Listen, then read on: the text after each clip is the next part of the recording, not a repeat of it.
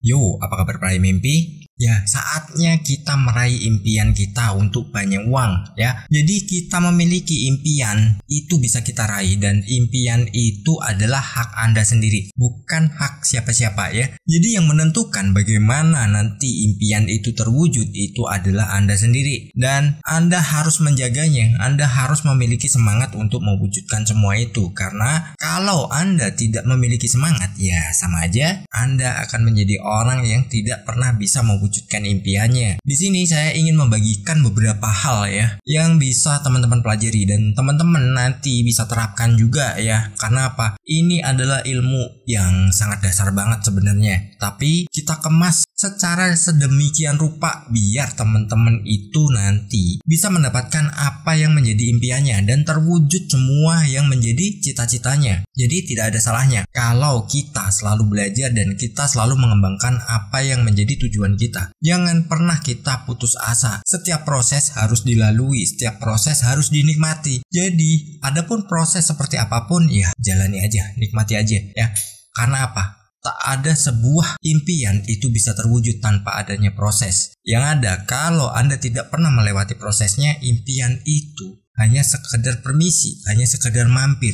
Dan itu tidak bertahan lama. Namun, bila Anda tahu ilmunya, Anda akan mendapatkan sebuah penanaman yang itu adalah berbentuk mental. Mental ini sendiri hal yang utama saat kita membutuhkan yang namanya dukungan atau dorongan agar kita bisa mencapai apa yang menjadi impian kita. Ya, kita mulai aja ya di poin pertama ya, karena minta itu nggak bayar. Kalau kita memiliki sesuatu, kita harus memintanya. Nah, yang jadi pertanyaan, meminta kepada siapa? Ya, kita meminta kepada Tuhan. Bukan kita meminta kepada siapa-siapa, tapi kita memintanya juga dengan metode yang benar. Bukan hanya sekedar meminta akan ucapan kita, namun kita perlu menyamakan apa yang menjadi ucapan kita, pikiran kita, dan perasaan kita. Kalau misalkan salah satu dari itu kita tidak bisa sama, kita tidak bisa selaras, maka kemungkinan besar itu tidak akan pernah terwujud dan itu tidak akan pernah menjadi sebuah realita. Makanya teman-teman, itu selaraskannya antara pikiran, ucapan, dan perasaan. Meminta ini bagaimana sih? Ya, memintanya bukan kita menodong Tuhan ya, tapi memintanya itu begini. Kita mengucapkan segala sesuatunya itu seolah-olah sudah dimiliki. Jadi kita itu mengucapkan itu dengan rasa syukur. Pikiran kita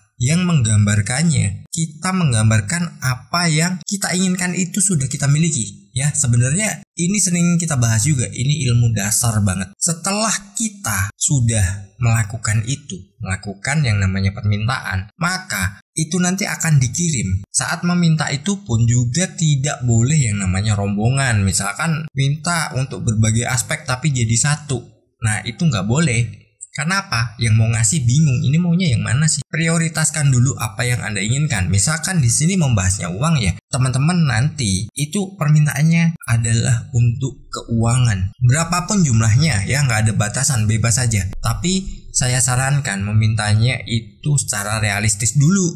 Karena apa? Untuk pemantapan. Misalkan nih, kita minta penghasilan berapa tiap bulan. Ya sudah, rasakan itu sudah kita terima, sudah kita miliki. Terus setelah itu tercapai, tingkatkan lagi nilainya. Jadi disarankan memang dari nilai yang terdekat dulu. Jangan langsung nilai yang terlalu tinggi. Karena apa? Kalau dengan nilai yang terlalu tinggi, nanti prosesnya itu panjang dan Anda harus melewati berbagai rintangan. Rintangannya ini apa? Ya, rintangannya macam-macam. Mungkin Anda dibangun dulu mentalnya secara mungkin agar kuat, tapi kebanyakan kalau itu nggak kuat ya sudah menyerah di tengah jalan. Nah, itu justru yang tidak saya sarankan. Karena apa? Kita memintanya sesuatu itu yang terdekat dulu. Misalkan nih, gaji Anda 3 juta ya, mintalah 10 juta dalam sebulan. Setelah itu bisa diraih, silahkan naikkan berapa kali lipatnya, bebas. Karena apa? Anda sudah punya yang namanya metodenya, Anda sudah punya yang namanya strateginya. Dari situ, teman-teman nanti setelah mendapatkan,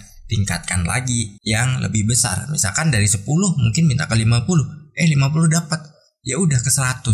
Nah, begitu terus selanjutnya. Jadi saat kita udah punya mentalnya, kita udah punya metodenya, Semua itu gampang. Karena apa? Ilmunya kita sudah punya. Dan bagaimana yang harus disikapi kita udah ada. Jadi kita lebih tenang untuk menjalankannya. Di poin kedua adalah yakin saja. Ya, kita harus selalu yakin bahwa itu semua udah kita miliki. Semua itu sudah kita dapatkan, ya.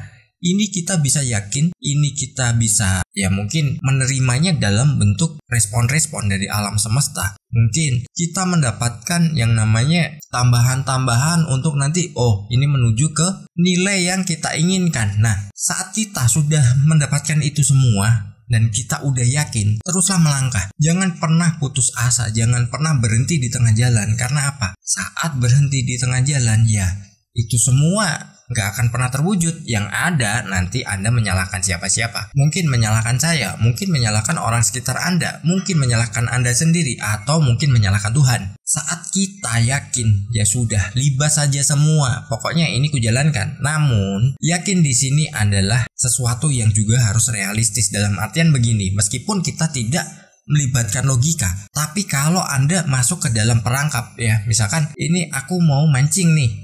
Yang penting ada kubangan, ada airnya, gue pancing. Ya di situ nggak ada ikannya, buat apa? Nggak mungkin kan kita akan mendapatkan ikan di situ. Toh kalaupun ada, yaitu keberuntungan Anda. Karena apa? Mungkin ada orang menaruh bibit ikan di situ. Mungkin orang juga saat selesai memancing ikannya jatuh ke situ. Kita nggak tahu. Nah, jadi yakin di sini kita harus realistis. Misalkan ya contohnya kita bekerja, itu pekerjaan kita apa? Jalani aja. Terus ada tawaran lagi yang itu bidangnya sama, silakan diambil. Tapi kalau Anda tidak menguasainya, saya sarankan mungkin Anda bisa memberikan referensi kepada teman saudara, siapapun yang itu memiliki bidang yang dicari orang itu, bidang yang kita tidak miliki. Dan dari situ kita tinggal membuat perjanjian, misalkan, ini kalau berhasil nanti jatahku berapa persennya. Nah, itu harus ada pembicaraan. Nah, dari situ kita juga akan mendapatkan yang namanya tambahan. Dan bisa jadi itu nilainya nanti, ternyata sama ya dengan doaku. Sama ya dengan apa yang gue yakini. Dan aku mendapatkannya dengan cara yang mudah dan gak capek lagi. Segala sesuatu, gak ada yang gak mungkin. Semua itu mungkin. Tergantung bagaimana kita mengambil sikap dan kita mau bertindak. Kita mau melangkah, ya. Dan tentu saja kita harus selaras ucapan, pikiran, dan perasaan. Lalu di poin ketiga adalah saatnya menerima. Nah, saatnya menerima ini teman-teman juga harus siap, tidak boleh lalai. Jangan nanti saat teman-teman sudah menerimanya terus teman-teman jadi lupa daratan, teman-teman nanti tidak fokus lagi dengan apa yang menjadi afirmasinya tiap hari. Dan dari situ nanti kalau itu udah diambil, itu udah gak ada lagi. Apa yang akan terjadi? Ya teman-teman gak pernah mendapatkan apa-apa. Jadi fokus saja pada apa yang kita inginkan. Dan saat menerima, jangan pernah kita menjadi orang yang tinggi hati. Kita harus menjadi orang yang selalu rendah hati. Dan jangan lupa raih mimpimu. Bye bye.